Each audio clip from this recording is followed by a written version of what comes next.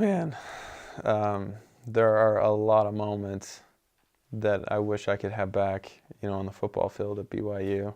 The first one that comes to my mind was the two-point conversion against Utah. There were a series of events that, happened before that play was called and before I snapped the ball that, looking back, probably would have made sense to take a delay game and, kick the extra point at that point. Just substitution wasn't right, and looking at the defense, the play we had called was not the right call. That one jumps out to me.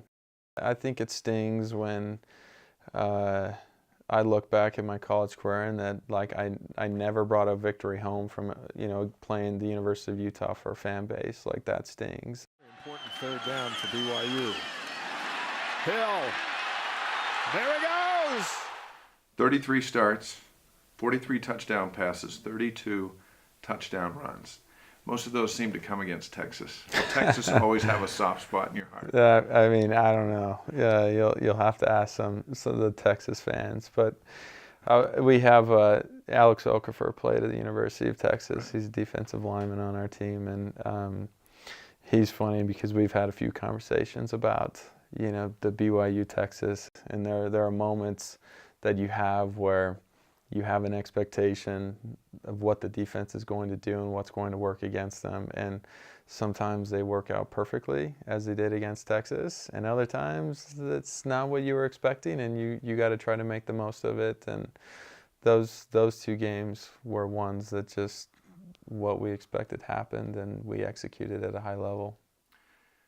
David Nixon. I remind him that my NFL career was just this much shorter than his.